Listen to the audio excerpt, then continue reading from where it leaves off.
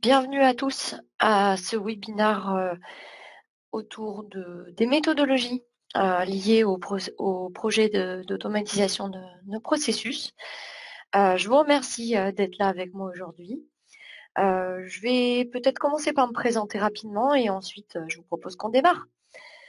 Alors moi je suis Delphine Coile, donc comme vous pouvez le voir aujourd'hui je suis évangéliste chez Bonitasoft et Community Manager. Avant ça, j'ai été responsable du département Customer Success au sein de Bonitasoft également, donc ce qui m'a permis de voir beaucoup de projets clients, de les accompagner et de m'assurer avec l'équipe de leur satisfaction. Et avant Bonitasoft, j'ai une expérience de 13 ans dans tout ce qui est plutôt lié justement à l'accompagnement au changement, à la gestion qualité dans des projets d'optimisation de processus et en termes justement de travail sur les processus. C'est la raison pour laquelle j'ai proposé de travailler sur une série de chapitres dédiés aux méthodologies sur les projets d'optimisation de processus métier de transformation digitale. Alors, comme vous pouvez le voir dans mon titre, automatiser, c'est humaniser. Tiens, d'ailleurs, je vais peut-être mettre en plein écran, je pense que ce sera plus lisible. Comme vous pouvez le voir dans mon titre, bon, il est volontairement accrocheur hein, et on va en parler un petit peu après. Il s'agit ici du premier chapitre d'une série qui va contenir au total 5 webinaires. Donc, on aura encore l'occasion de se reparler. Chaque webinaire sera du coup d'un niveau différent. Ce qui peut être intéressant, c'est par exemple si vous ne vous sentez pas forcément concerné par tous les webinaires, vous pouvez aussi en parler autour de vous à vos équipes et leur proposer de participer. Alors, du coup, je vais démarrer ce premier webinaire déjà en vous expliquant comment va se fonctionner cette série. Donc l'idée dans cette série de webinaires et de chapitres, c'est de balayer un petit peu toutes les problématiques et les bonnes pratiques qu'on peut avoir dans un projet de transformation digitale et d'optimisation de process métier. Donc on va vraiment passer par toutes les phases avant de démarrer et puis de façon très macro sur le projet, c'est ce qu'on fera aujourd'hui. Aussi dans la partie plutôt méthodologie d'implémentation générale, pour aller plus en détail ensuite sur tout ce qui est développement, bonnes pratiques au niveau de Bonita, par exemple, pour le dev, mais aussi tout ce qui est architecture. Et ensuite, voir aussi qu'est-ce qui se passe quand on est en production et les prochaines étapes. L'objet étant, bien sûr, d'échanger avec vous. Alors justement, par rapport à ça, je n'ai pas la prétention de tout savoir, loin de là. La démarche, vraiment, elle se veut collaborative, elle se veut ouverte. C'est de vous proposer mes retours d'expérience, mais aussi ceux que j'ai récoltés de nos consultants, de certains clients, de certains partenaires, également de l'équipe interne en R&D, notamment de notre ergonome, par exemple. Mais je trouve intéressant aussi de pouvoir échanger. Du coup, en fin de session, au-delà des questions que vous pourriez avoir envie de poser, je vous propose, si vous avez vous-même des retours d'expérience ou des commentaires à faire, de lever la main. Donc, vous avez deux possibilités. Soit vous levez la main et je vous ouvre le micro, soit si vous préférez que ce soit moi qui parle, vous pouvez ajouter votre question ou votre commentaire directement dans la partie question. Voilà, donc du coup, on va démarrer avec notre premier chapitre, dont le but est d'apporter un petit peu mon expérience, la nôtre à tous, et quelques retours terrain sur les enjeux humains d'un projet de transformation digitale basé sur une solution BPM. Comme je vous le disais, je vais sûrement enfoncer quelques portes ouvertes, mais le but aussi, c'est de reparler un petit peu de ce qui se passe dans la réalité, même si on est tous conscients de ce qu'il faudrait faire en théorie. Alors, on va démarrer. Qu'est-ce que c'est qu'un projet de transformation digitale, comme on l'appelle partout, d'optimisation de processus métier? Alors, dans optimisation, c'est un projet, on parle d'outillage, on parle d'informatisation, de numérisation, donc forcément, c'est un projet informatique. Alors, est-ce que c'est un projet informatique standard? Vous me direz oui, forcément. on part de système, on va avoir les mêmes méthodes pour amener un nouveau système qui va être plus efficient et qui va permettre aux personnes de mieux travailler. Donc, on retrouve forcément dans ces projets à la fois les projets en cycle en V standard ou les méthodes agiles. Donc, de ce côté-là, c'est vrai que souvent, et notamment nous, on rencontre ça quand on va chez nos clients. La gestion de projet est déjà mise en place avec les étapes de définition des besoins, conception, implémentation, test, mise en production, ou quand on est sur des démarches agiles, avec le même type de choses, mais par itération. Donc jusque-là, c'est un projet comme un autre, tout à fait. Sauf que il y a un petit truc qui peut changer et sur lequel il faut être très prudent, c'est que ce type de projet informatique, même si tout projet informatique impacte l'humain, a donc par exemple un CRM. Quand on le met en place, forcément, ça impacte la façon de travailler. Sauf que par exemple, pour un CRM, ça va essentiellement impacter la façon de travailler de l'équipe commerciale et peut-être marketing. Ici, souvent, quand on veut faire une transformation, une numérisation, une optimisation de processus métier, en général, ça n'impacte pas qu'une équipe, ça en impacte plusieurs. Ça impacte même souvent plusieurs départements, voire plusieurs entités, filiales. Donc du coup, on peut avoir plusieurs régions, plusieurs pays. On peut avoir des gens qui travaillent avec des outils totalement différents au départ.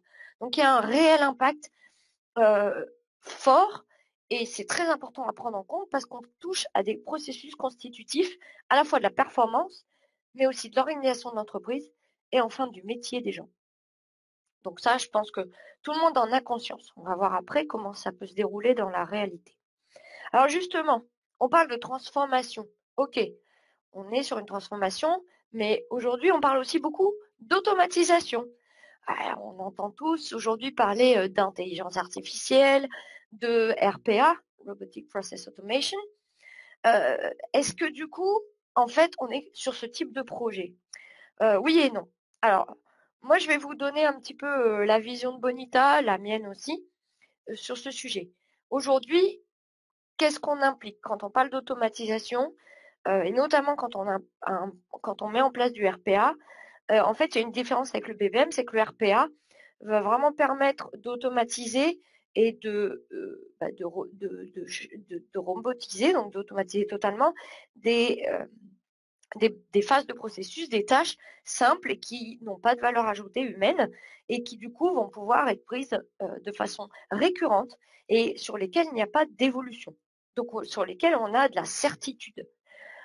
Aujourd'hui, quand on se lance dans un projet de transformation comme ça, forcément, on n'est pas juste sur du remplace, automatise. On est aussi sur de l'évolution. On est sur de l'évolution au niveau humain. C'est-à-dire que quand on se lance sur un projet comme ça, on fait évoluer à la fois l'organisation, les processus, donc ça peut faire évoluer les tâches, mais aussi les compétences. Alors, je vais prendre un exemple.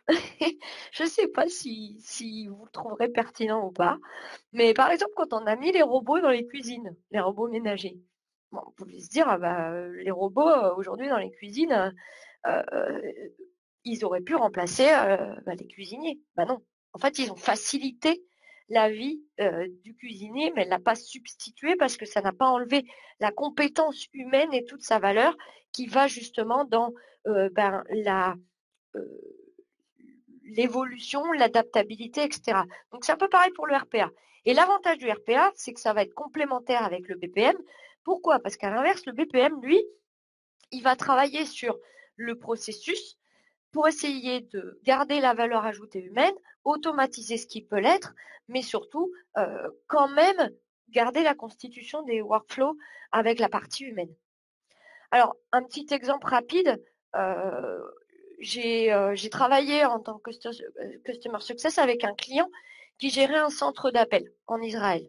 Et en fait, pour améliorer le centre d'appel qui était à destination de personnes âgées qui requéraient des soins, ils ont décidé de mettre en place de la robotisation au début du processus pour permettre une affectation rapide en fait à des soignants en ligne. Et du coup, ils utilisaient des robots pour décrocher le téléphone et faire l'affectation aux agents. Ça entrait dans le processus Bonita. Et ensuite, tout le suivi du patient se faisait avec un processus BPM. Voilà, donc ça, c'est un petit exemple de choses. Donc, on voit qu'aujourd'hui, quand on veut faire ça, on n'est pas juste sur l'automatisation, ça implique beaucoup plus. Alors, qu'est-ce que ça implique? Ça implique du changement. Alors, ici, le changement, tout le monde connaît. Je pense que je suis sur une vraie lapalissade. Le changement s'accompagne. Mon titre n'aurait pas pu être plus clair et surtout plus connu. Tout à fait. Sauf que dans la réalité, et je suis bien placée pour le connaître parce que je me suis trouvée confrontée à beaucoup d'accompagnement au changement, et même en tant que responsable Customer Success, quand on travaillait avec les clients, avec Bonita, on faisait le suivi, donc on faisait un suivi régulier, et souvent on se retrouvait à faire de l'accompagnement au changement. Pourquoi? Parce que les clients abordaient Bonita comme un projet informatique, mais souvent oubliaient que faire évoluer les formulaires, par exemple, faire évoluer les tâches entre elles, même le phasage des tâches, ça impliquait une évolution au niveau du métier, et du coup, on les accompagnait, on essayait de trouver des solutions avec eux au-delà de l'aspect technique. Alors, vous me direz, oui, oui, on connaît le changement, tout à fait, on connaît tous. Donc du coup, juste pour appuyer sur quelque chose d'évident, il faut vraiment se poser 2 questions de mon point de vue dans ce type de projet. Pourquoi? Parce que quand on va parler d'optimisation, automatisation, souvent, on peut avoir une vraie impulsion qui vient soit de la direction métier, soit du DSI, soit voilà. Mais on a souvent une impulsion qui vient de la direction parce qu'il y a des enjeux économiques, il y a des enjeux d'organisation, etc. Donc eux, forcément, ils vont être convaincus facilement. Par contre, quand on va commencer à parler aux opérationnels, quand on va parler aux utilisateurs qui ont l'habitude d'utiliser un type d'outil, il faut vraiment essayer de adresser cet intérêt. Quel intérêt ils vont avoir eux? Il faut surtout pas vouloir l'éviter parce que éviter ce genre de choses avant de démarrer, hein, bien entendu, ça serait éviter de les écouter, ça serait du coup avoir le risque de générer des frustrations et qu'ils n'utilisent pas. Un petit exemple rapide, un client dans le domaine bancaire qui voulait améliorer le temps de traitement de ses prêts bancaires et qui a fait un très très beau projet qui a permis de beaucoup de gains en termes de temps et qui a permis d'automatiser, a travaillé sur la revue des outils et notamment l'automatisation des processus avec Bonita. Et en fait, il se trouve que certains utilisateurs avaient pris des habitudes au niveau du travail qui n'avaient pas forcément été adressées en début de projet. Ces habitudes étaient sur des outils, voire même sur du papier ou du mail. Et en n'adressant pas ces habitudes de travail, il s'est trouvé qu'au moment de la mise en production sur le premier pilote, il y a eu une forte résistance au changement, ce qui a bien sûr permis ensuite d'adresser les choses différemment. Ils se sont adaptés et ensuite ça a mieux marché. Mais sur le coup, ils se sont retrouvés face à un mur. Donc pour éviter ça, c'est du bon sens, hein, mais c'est vrai que souvent, on veut avancer, on a des projets, il y a des objectifs, il y a aussi des objectifs de temps liés à des budgets annuels, etc. Et parfois, on oublie de se dire, mais les utilisateurs, ils vont trouver quel intérêt, eux, dans ce projet. Voilà, ça, c'est un des exemples. J'y passerai pas plus de temps. Si vous voulez qu'on reparle accompagnement au changement, on pourra voir ça dans la phase de questions, mais je voulais juste faire un petit rappel sur ça, même si ça paraît évident. Alors, du coup, après avoir rappelé le cadre, rappelé un petit peu tous les concepts qui peuvent être mis en jeu et tous les enjeux qu'on a dans ce type de projet, je voulais partager avec vous quelques retours d'expérience, quelques écueils qu'on a vus. Il y en a sûrement d'autres, mais c'est des écueils qu'on a vraiment rencontrés quand on a accompagné nos clients, qu'on rencontré des partenaires et qui nous semble important d'appuyer ici avec vous. Alors, le premier, C'est quand la grenouille veut être plus grosse que le bœuf. Et je pense que ça, c'est très parlant, c'est-à-dire quand on est trop ambitieux. On l'a dit tout à l'heure, un projet comme ça implique beaucoup de changements, ça implique une structuration différente des organisations, une façon de travailler qui peut être différente. Du coup, être trop ambitieux, ça peut décourager. Alors, je vous donne un exemple d'une entreprise, donc du coup une mutuelle. Là, beaucoup d'entre vous doivent connaître cette réglementation qui s'appelle la déclaration sociale nominative, qui a impacté beaucoup de mutuelles et puis d'organismes de sécurité sociale, pour mettre en place cette réglementation et assurer le suivi. Alors, c'est un projet ambitieux, clairement. C'est une réglementation qui demande une structuration phénoménale. Le problème, c'est que quand on se lance dans ce projet avec la même ambition que la réglementation l'impose et qu'on veut le faire très vite, très fort, il y a un risque de se retrouver à un moment donné à avoir les problèmes qui ne peuvent pas être réglés avant de passer aux phases suivantes. Donc ce projet, c'était un projet avec plusieurs briques, dont Bonita, qui devait orchestrer forcément le passage des DSN d'une phase à l'autre, qui est en 4 phases. Donc, ils avaient décidé de faire par type de métier par 4 phases. Ce qui est une très bonne idée parce que du coup, ça permettait d'avoir les retours d'expérience de chaque projet.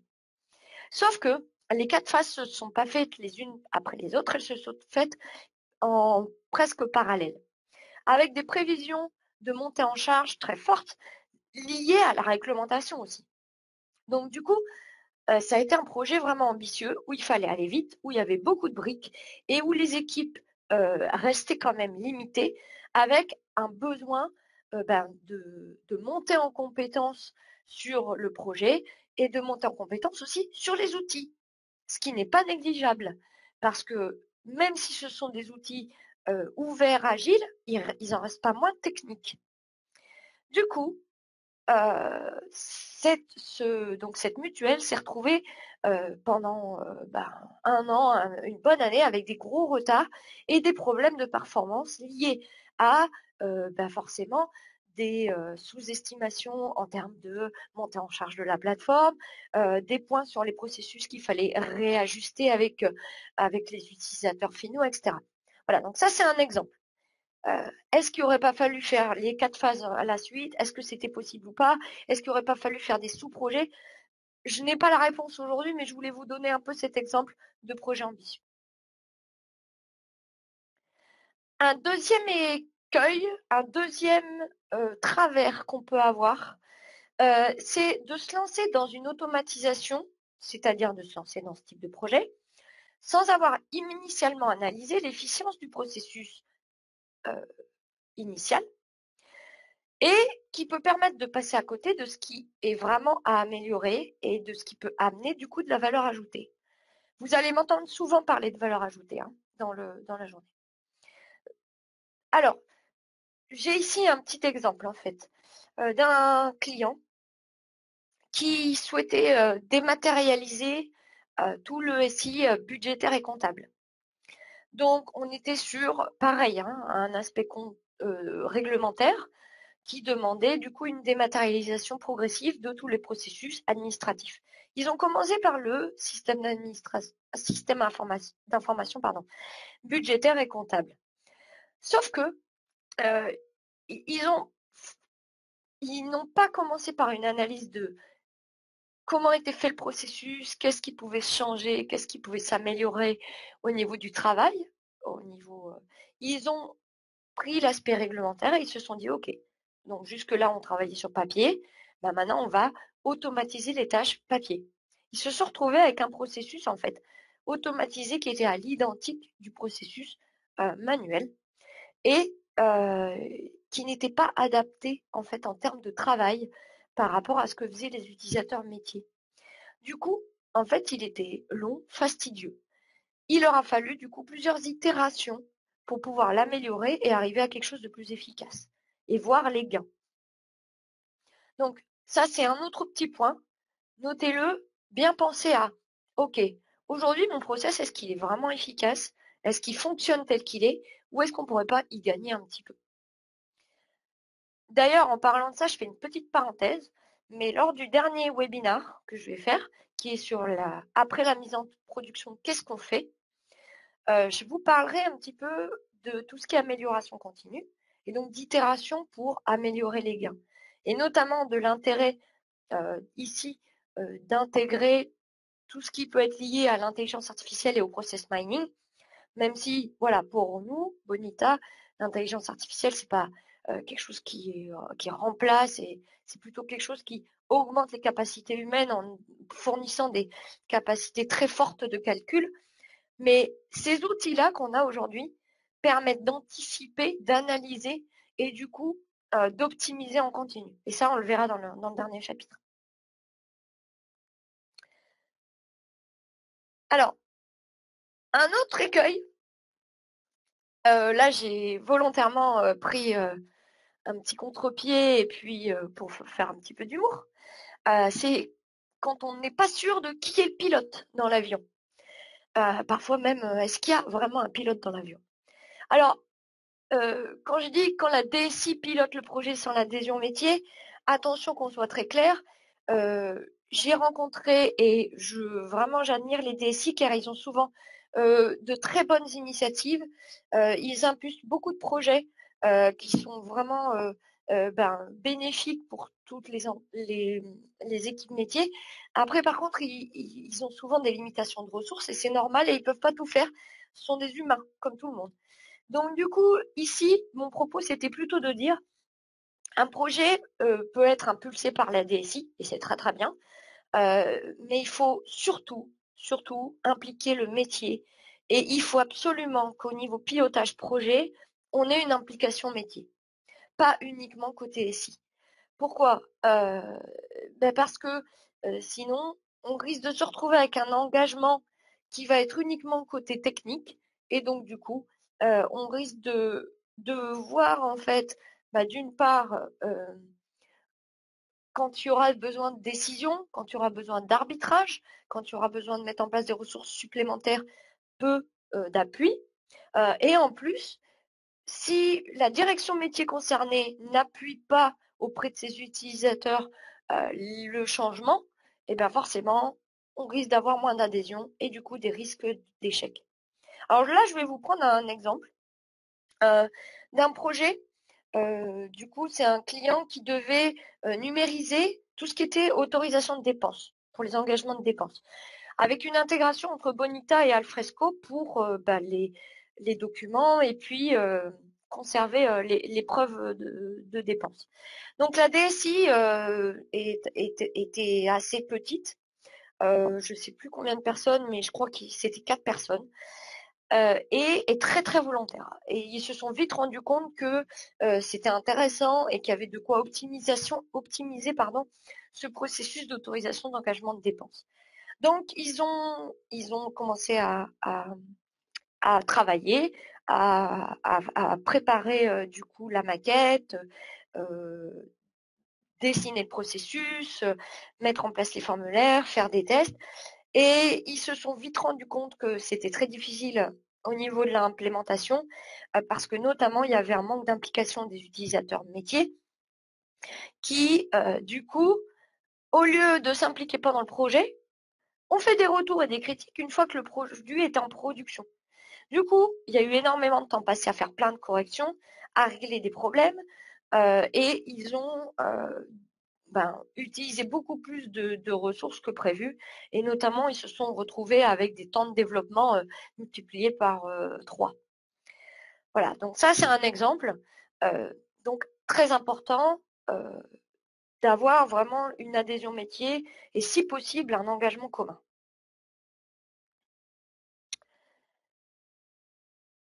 Le dernier point au niveau des écueils qu'on a notés et auquel souvent on pense, mais pas forcément dans le même sens que celui que je vais vous présenter là, ce sont les ressources, les allocations de ressources. Lesquelles? Alors, souvent on parle ressources, on parle chiffrage, on parle pilotage projet, donc on met un chef de projet, on désigne des analystes business, les développeurs, l'équipe, et on fait des chiffrages. Même en projet itératif, en projet agile, notamment quand il y a un partenaire qui est impliqué, on va avoir tendance à estimer, on fait des itérations, on réestime, mais on va toujours amener des chiffrages en fonction des ressources qui sont là. Oui, sauf que il y arrive très souvent qu'on mésestime les ressources et le pilotage du projet, non pas en termes quantitatifs, mais plutôt en termes qualitatifs par rapport aux besoins. Alors, je vous donne un petit exemple et après, je vous ferai une petite transition rapide comme ça sur les bonnes pratiques, puisque du coup, après, on pourra voir ça.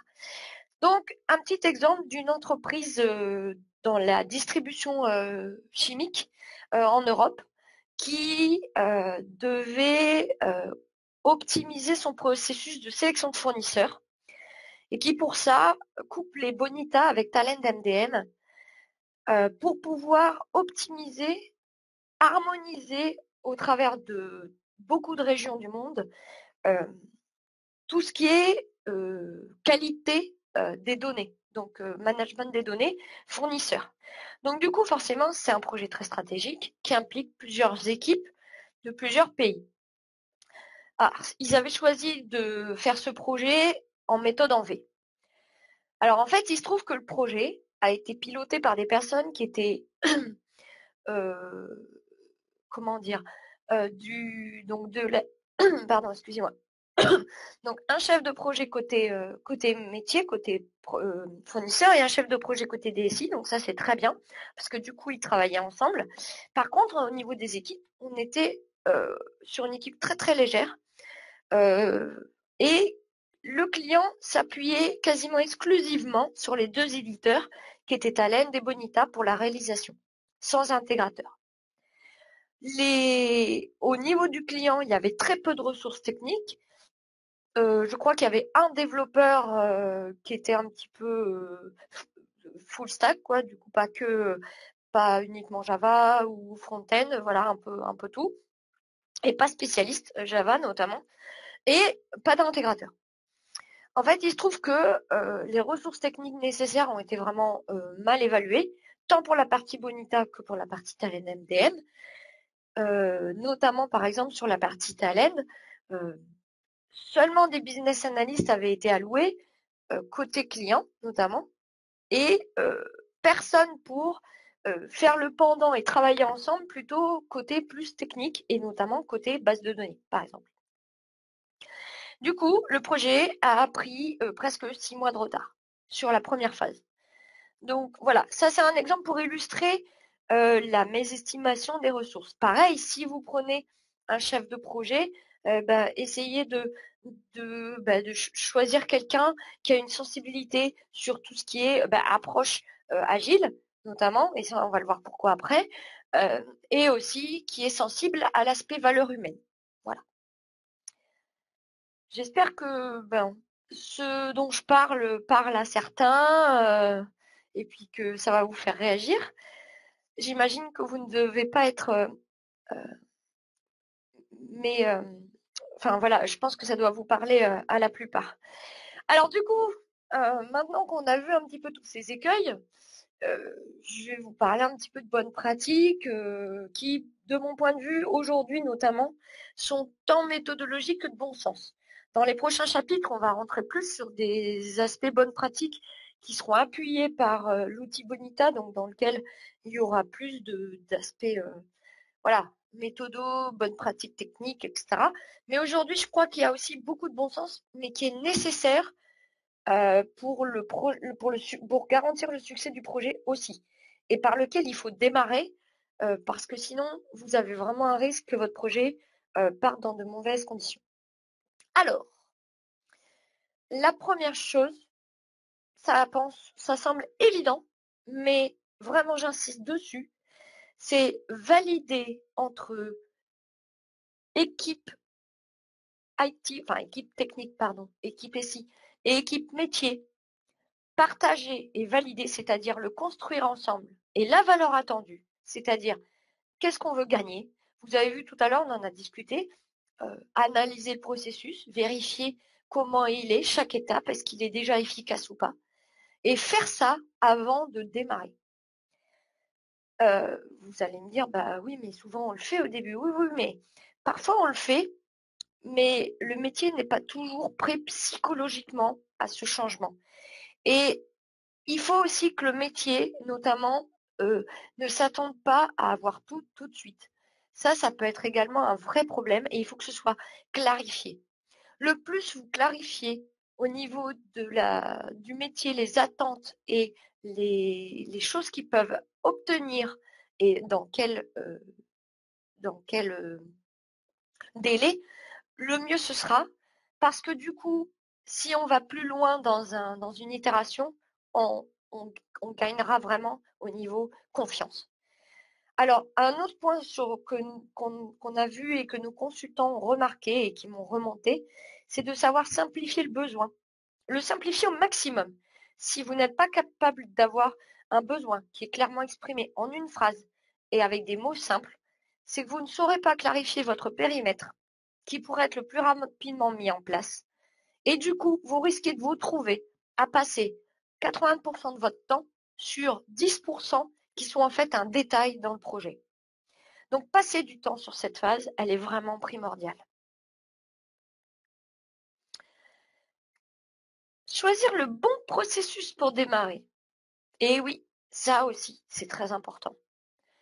Qu'est-ce que c'est le bon processus? Alors là, ça va être vraiment totalement, personnel à chaque entreprise, à chaque valeur, à chaque façon de travailler. Mais par contre, il y a quand même deux choses qui sont très importantes et je les ai mis là. Il faut que le processus que vous allez lancer ait une valeur métier. Il faut donc que ce processus soit un processus cœur de métier. Il ne faut pas que ce soit un processus totalement annexe. Je vous donne un petit exemple de processus annexe. Alors nous, chez Bonita, on a fait ça, comme quoi le cordonnier le plus mal chaussé, on a choisi comme premier processus avec Bonita la gestion des congés. Bah, c'est bien, c'est super, il n'était pas trop complexe, on l'utilise, mais du coup, eh bien, en fait, on a vu moins de valeur que si ça avait été quelque chose qui était vraiment structurant pour le fonctionnement de l'entreprise. Voilà, c'est un petit exemple un peu humoristique sur notre façon de faire, mais voilà. Il est important de avoir quelque chose par contre qui n'est pas trop complexe. Pourquoi? Parce qu'il faut qu'il soit rapide à implémenter. Il faut que votre métier voit rapidement la valeur. Et en plus, c'est possible d'implémenter des projets rapidement avec des outils de BPMS. C'est le but, c'est d'éviter l'effet tunnel. Il faut que le ROI soit rapidement démontrable. Et là, par contre, c'est à la destination de vos directions. Pourquoi? Parce que derrière, si vous voulez mettre en place d'autres processus, il faut pouvoir dire, voyez, vous récupérez rapidement votre investissement. Alors continuez à investir parce qu'en plus, plus vous mettrez de processus avec un BPMS, moins ça vous coûtera cher. Ensuite, pour ne pas épuiser les développeurs sur le premier projet et du coup avoir un effet positif de mise en pratique, de montée en compétences. Il ne faut pas, et je suis désolée, je voudrais juste rappeler que ce sont des outils informatiques. Aujourd'hui, on parle de beaucoup de discours. Il y a le marketing, le low-code, le no-code. Oui, mais ça reste des projets informatiques. On a besoin de compétences techniques et on a besoin de monter en compétences sur un outil, quel qu'il soit. Donc, du coup, un premier projet peu complexe, mais avec de la valeur, va être vraiment valorisant pour ceux qui le conçoivent également. Et du coup, je le disais, éviter l'effet tunnel sur les utilisateurs et leur permettre de voir des gains rapidement. Alors, un petit exemple que j'ai déjà cité dans un autre webinaire, c'est la société Léon Grosse qui a choisi justement ce type de projet. Un projet avec valeur métier importante et structurant, c'était le montage de grues. Pourquoi? Parce que pour eux, il faut vraiment avoir des montages de grues rapides, efficaces pour leur permettre de faire les projets ensuite. Et pourquoi il n'était pas trop complexe? Parce qu'on n'était pas sur énormément départements. Le processus de montage est assez simple, mais par contre, ils demandaient vraiment de l'automatisation. Ça leur a permis en 2 mois de développer un processus qui a montré la valeur, qui a permis de gagner du temps sur le montage des grues et d'amener de la fiabilité et de la traçabilité. Et du coup, aujourd'hui, ils continuent à mettre en place d'autres processus, mais ils ont réussi à obtenir la satisfaction et l'engagement des utilisateurs suite à ça. Donc, vous voyez, c'est un petit exemple, mais qui a bien fonctionné. Alors ensuite, la collaboration. Alors ça, c'est le vrai facteur clé de succès. On est sur des projets, comme on dit depuis le début, non seulement informatiques, mais des projets de changement. Donc si on ne collabore pas, forcément, si on développe chacun dans son coin, c'est plus difficile. Aujourd'hui, nous, on préconise, par exemple, en phase de design, donc en phase de conception et d'écriture du processus, de faire ce qu'on appelle du pair programming, voire même de travailler avec ce que tout le monde appelle le citizen developer, c'est-à-dire la personne qui est pas assez technique, mais qui a une très bonne connaissance de ce qu'elle veut, du développement de la conception, en fait, le concepteur, l'aspect fonctionnel.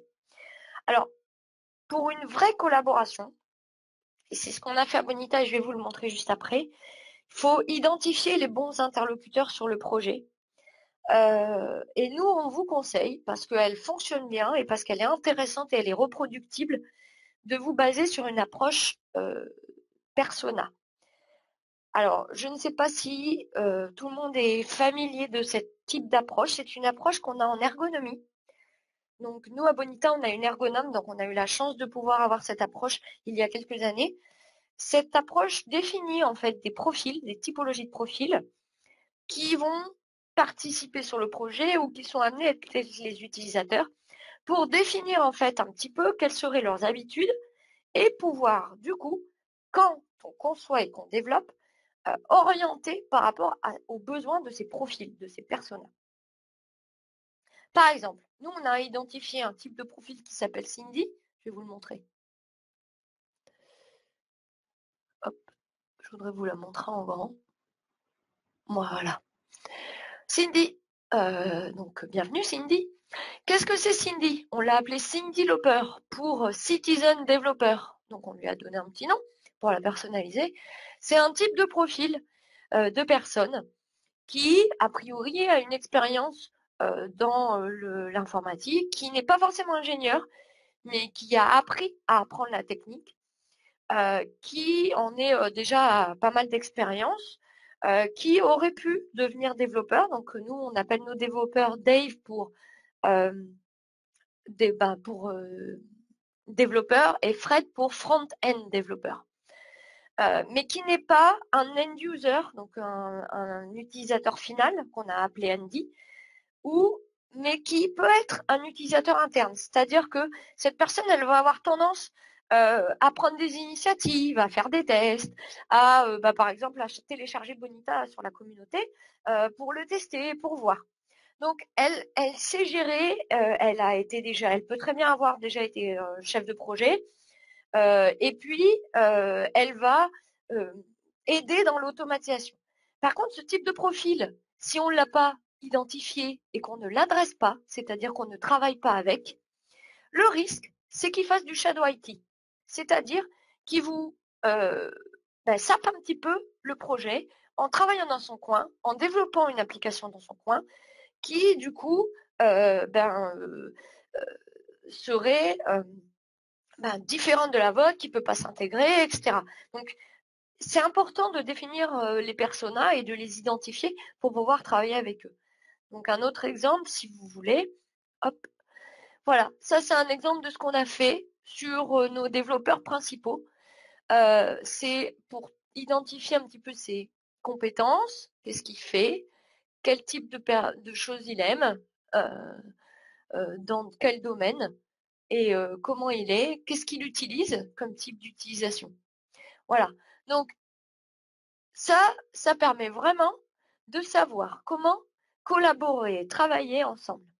Alors, aujourd'hui, un outil par exemple, un outil comme Bonita va permettre cette collaboration. Par exemple, on va travailler dans le studio, c'est quelque chose de totalement graphique qui va permettre de collaborer même avec les utilisateurs métiers par exemple.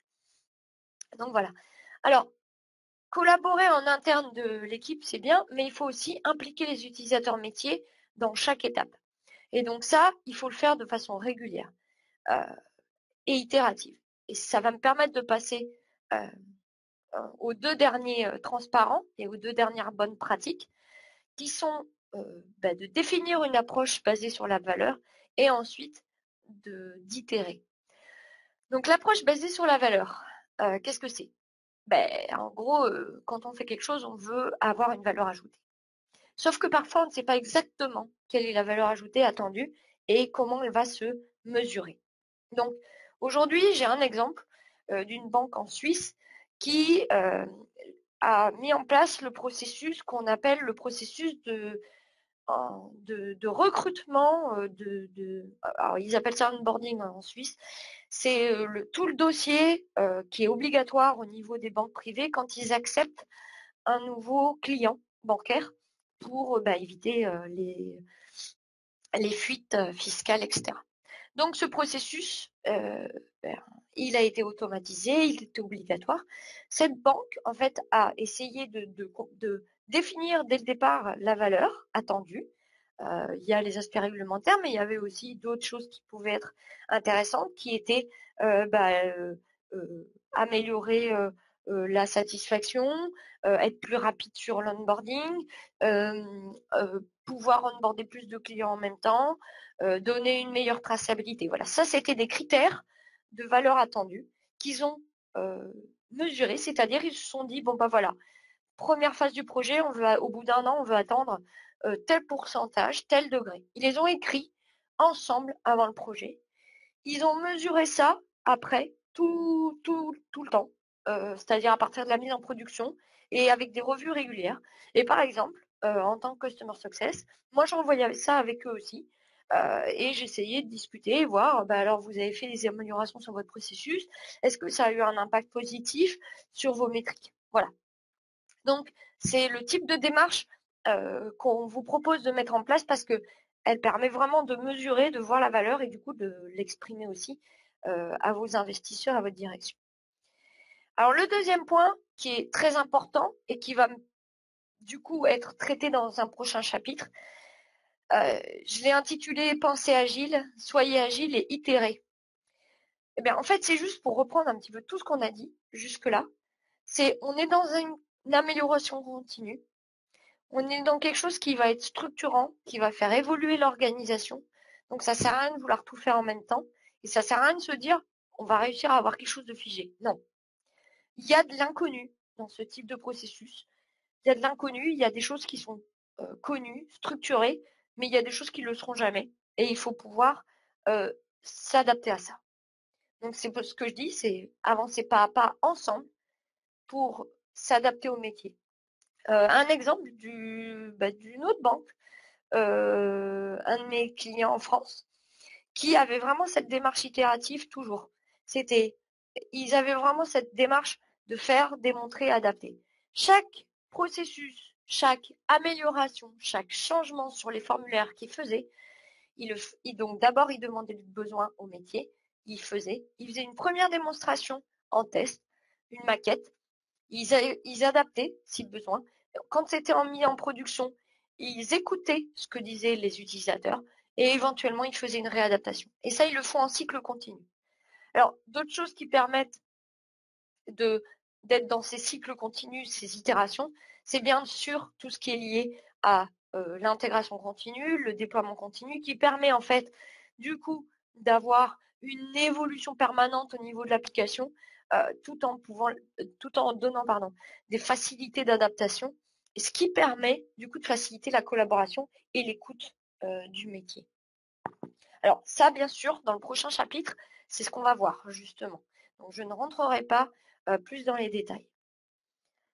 Et ça me permet de conclure, du coup, que en fait, il ne faut pas oublier qu'on est tous humains, que du coup, on a beau être sur des processus informatisés, technique, ben, l'humain, en fait, il est présent partout.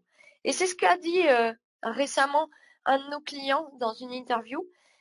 C'est Lee Metcalf, qui est le DSI de Hunter Douglas, une grosse société américaine industrielle, qui sur un projet d'optimisation avec Bonita, donc cette DSI, ils sont entre 4 et 6 personnes et ils ont mis en place des processus structurants.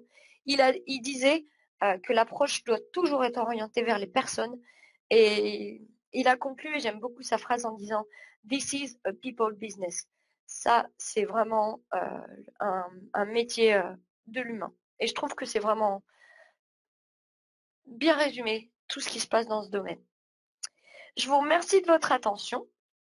Alors maintenant, on va passer à la phase de commentaires. Donc, je vous rappelle que vous avez la possibilité soit de lever la main, soit de me poser les questions dans l'interface. Ah, d'accord. Alors, c'est une question sur les personas. S'adresse-t-elle aux membres de l'équipe pour bien les choisir ou se mettre à la place des end-users? Eh bien, les deux. Les deux. Alors, je peux peut-être vous montrer. Alors, c'est censé être de l'interne, mais c'est vraiment intéressant. Je vais vous montrer notre liste de personas. Comme ça, vous allez comprendre. Nous, on a les deux. On a des personas internes, donc des membres d'équipe. J'ai aussi lu dans une étude un jour pardon, un témoignage d'un chef de projet chez Microsoft sur tout ce qui était mobilité, qui avait utilisé la méthode des personas pour décrire en fait les profils des développeurs de son équipe, pour faire en sorte d'avoir une équipe la plus efficace possible pour faire ses développements, et notamment pour les recrutements éventuels, mais aussi pour les utilisateurs finaux. Pourquoi? Parce que on le sait très bien, et notamment sur le BPM, on va nous en tant qu'éditeurs, et vous en tant qu'équipe, vous vous structurez sur une équipe qui va s'adresser à des utilisateurs finaux qui eux-mêmes vont travailler avec d'autres personnes. Donc on a plusieurs niveaux. Voilà. Donc ça, c'est notre liste de personas. Donc comme vous pouvez le voir, elle contient des personnes techniques, du coup, qui vont travailler en collaboration sur le SI. Donc on a Fred, on a Dave, mais on a le responsable IT, on a le plateforme admin, à qui on va s'adresser par exemple quand on fait des évolutions sur le portail, mais on a aussi toutes les personnes qui travaillent au niveau, qui sont les clients et les utilisateurs finaux. Donc l'utilisateur final, le responsable de l'application qui va être développée, donc par exemple ça peut être l'application de gestion de frais, etc. On a aussi le process manager, celui qui va gérer les processus ensuite, ou l'operation manager, celui qui a une équipe et qui doit gérer comment ça fonctionne. Alors, une autre question. Vous avez parlé de RPA. Quelle solution s'intègre bien avec Bonitasoft? UiPath, Automation Anywhere. Alors, nous, on a un partenariat technologique avec UiPath, avec une intégration en double sens. Chez UiPath, dans la marketplace, vous avez, je crois, deux connecteurs qui permettent du coup de traiter, d'envoyer des messages à Bonita et de gérer des jobs. Et côté Bonita, on utilise un callback API pour communiquer avec UiPath et euh, on a aussi deux connecteurs, ce qui permet une intégration complète. Alors, pour donc la suite de la question, donc pour Automation Anywhere, c'est mort? Non, pas forcément. On a des partenaires qui ont fait de l'intégration Bonita avec d'autres outils de RPA. Je pense que ce qu'il faut voir surtout, c'est les API qu'il y a pour pouvoir communiquer. Donc, le prochain webinar qui aura lieu très certainement d'ici un bon mois, plus focalisé sur l'implémentation du projet, avec bien entendu, du coup, forcément, comme exemple, une implémentation basée sur Bonita. Donc, c'est là qu'on va vraiment reprendre les étapes projet, une fois qu'on a fait tout le travail dont je viens de vous parler aujourd'hui, avec les différentes phases et quelques conseils pour les aborder, des choses à pas oublier. Donc, on rentrera un peu plus dans les détails. Si vous êtes intéressé, de toute façon, on va communiquer sur l'événement en avance. Et si d'ici là, vous avez des questions, je n'ai pas mis mon email, c'est pas bien. Mon email, c'est delphine.qual@bonitasoft.com. Je serais ravie d'y répondre ou éventuellement même d'échanger avec vous sur vos retours d'expérience. C'est toujours enrichissant, je pense, de parler sur des faits concrets euh, avec vous. Donc, n'hésitez pas. Voilà, s'il n'y a pas d'autres questions, je vous propose du coup qu'on mette fin à cette première session de webinaire. J'espère que cela a répondu à vos attentes. Et puis, on se retrouve dans quelques semaines pour la suite. Une bonne journée à tous et puis à très bientôt. Au revoir.